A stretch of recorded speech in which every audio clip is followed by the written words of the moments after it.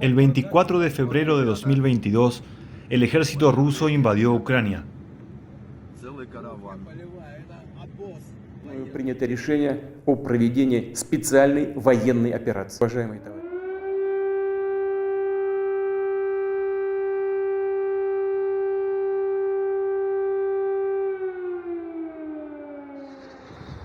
Un año después, esta incursión a gran escala se ha convertido en una guerra de desgaste, con decenas de miles de muertos y más de 11 millones de desplazados. And where are you going? We are going to... I don't know exactly. Un conflicto que ha provocado una crisis económica global y que ha hecho resurgir el temor a la amenaza nuclear.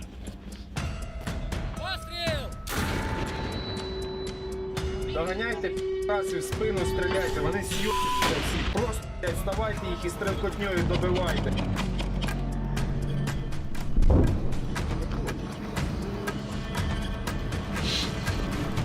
Ambos países mantenían un conflicto abierto desde 2014, cuando Rusia se anexionó la península de Crimea y apoyó la operación de fuerzas afines a Moscú en la región del Donbass. Pero con esta invasión, la guerra entró en una fase diferente.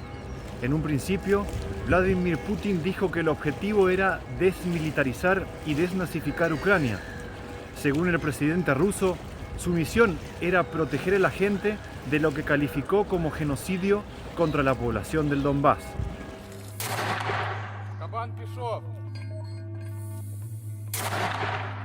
El plan inicial de Rusia era lanzar una operación rápida para liberar Ucrania, pero luego de un año de lucha se ha transformado en una guerra convencional con sus fuerzas enfrentadas a una resistencia tenaz que incluso ha obligado a su ejército a retroceder de algunas de sus posiciones iniciales, que incluyeron el asedio a la capital Kiev.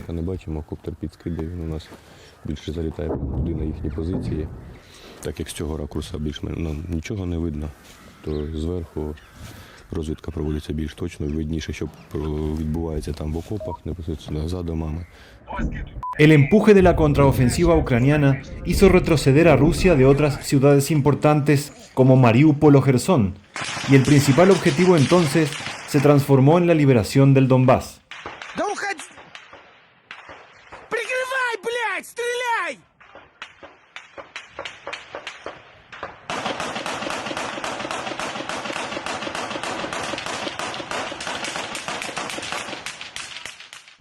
Esto era Ucrania el día antes de la invasión.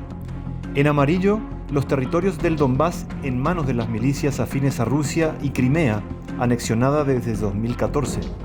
Durante el mes de marzo de 2022, las fuerzas rusas avanzaban sobre el territorio en zonas del sur, llegando incluso a la capital Kiev.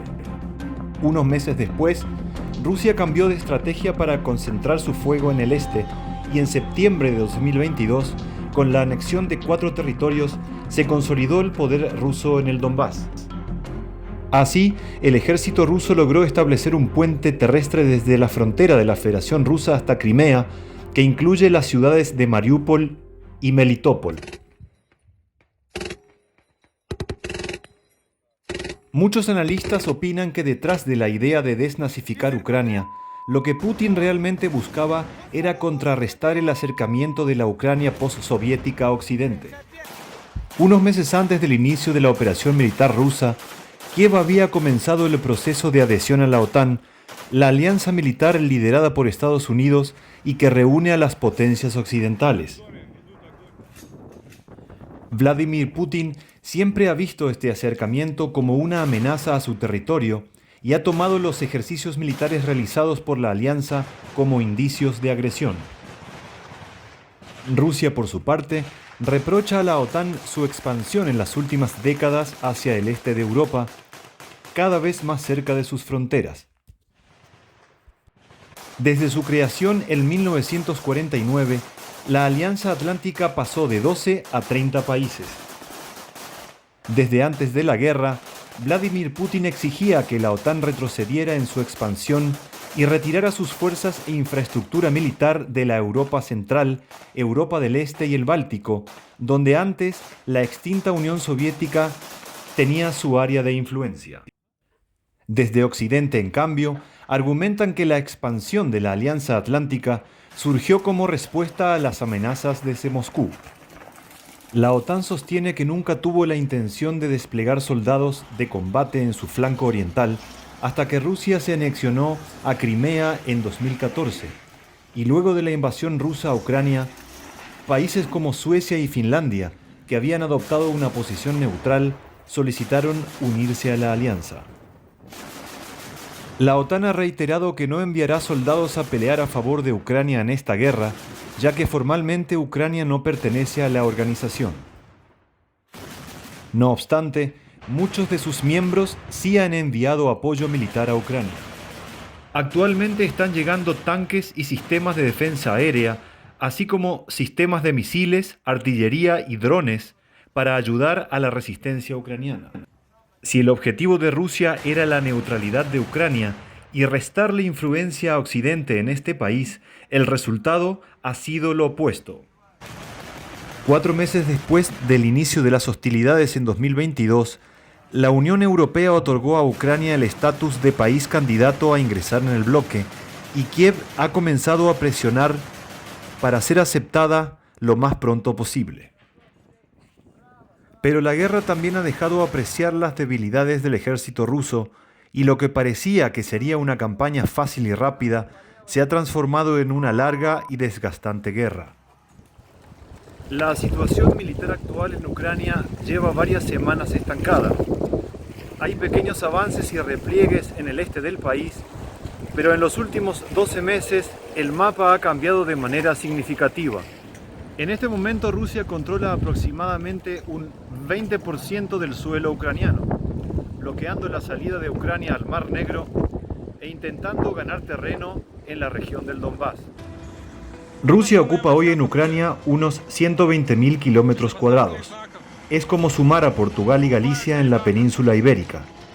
Pero la guerra, sobre todo, se combate en una línea de 130 kilómetros. Esta es la distancia que hay entre Kremina, Bakhmut y Vuhledar, los 3 puntos cardinales del frente del Donbass, el origen declarado de esta guerra y el objetivo fundamental de las fuerzas rusas. Ucrania ha enviado a sus mejores unidades a batallas como la de Bakhmut, donde Rusia recurre a los mercenarios del grupo Wagner.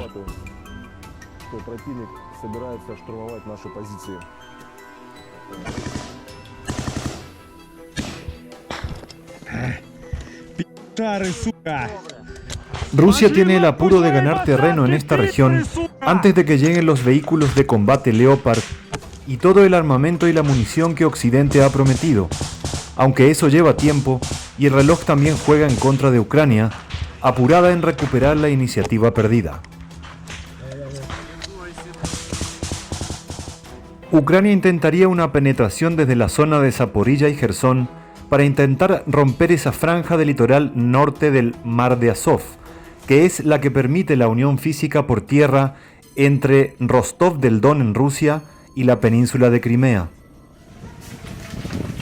El problema para Kiev es que Rusia podría intentar también avanzar por ese flanco, aunque en sentido inverso, hacia el interior de Ucrania, y además especula con nuevas operaciones. Operaciones lanzadas por Rusia desde sus fronteras, las de Bielorrusia o las del confín con Moldavia, lo que fuerza a Kiev a vigilar miles de kilómetros ante una eventual nueva invasión. Es por todo esto que en el plano de las operaciones militares, esta guerra puede durar muchísimo tiempo. La falta de respuestas convencionales en el campo de batalla puede abrir el recurso a las armas nucleares, escenario tenebroso pero no imposible en esta guerra en escalada. La guerra también ha tenido un impacto global, contribuyendo a la gran crisis inflacionaria que están viviendo muchas economías del mundo, especialmente con el encarecimiento de la energía y de los alimentos, lo cual, en gran medida, favorece a China, que surge como el nuevo líder e inevitable monopolio. Según la opinión de analistas geopolíticos consultados, esta guerra es el resultado del enfrentamiento entre Estados Unidos y China, y ha sido iniciada por los intereses norteamericanos de romper el eje que estaba surgiendo entre China, Rusia y Europa. Mientras Europa producía energía barata, se asociaba con China y juntos edificaban Eurasia a través de la colosal infraestructura denominada Nueva Ruta de la Seda. Así las cosas, el único interesado en que esa alianza comercial euroasiática se rompiera era Estados Unidos, pues frenaría el intento expansionista chino y subordinaría completamente a Europa en una dependencia energética total al suspenderse el suministro de energía y materias primas que antes llegaban desde Rusia. Actualmente el principal proveedor de energía para Europa es Estados Unidos, y la ganancia neta de esas transacciones queda a favor del país norteamericano.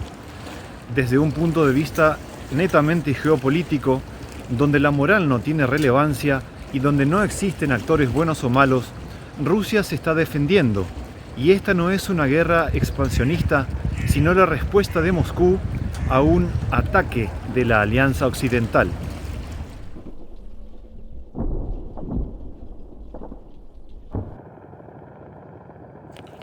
Esta es una guerra que se percibe será muy larga, y sin dudas es la población civil atrapada en medio del fuego la que sufre las peores consecuencias. Як тримаєтесь? Тут так складно здається. Дуже складно, дуже складно. Холод, від холоду страждаю дуже. Але що ж робити? Якщо я вже тут, то треба перенести це все. А їжа, тепло, вода, оце все. Нема ніякого тепла, води. Їжа є, дають же гуманітарку. Так що ж з цією їжею робити, як воно холодне і консервоване? Уже їсти нічого не можу. Ну, це на наш будинок 5 разів пряме попадання було. 5 разів. Якщо хочете, зайдіть у двір, подивіться, що там з будинку зробилося.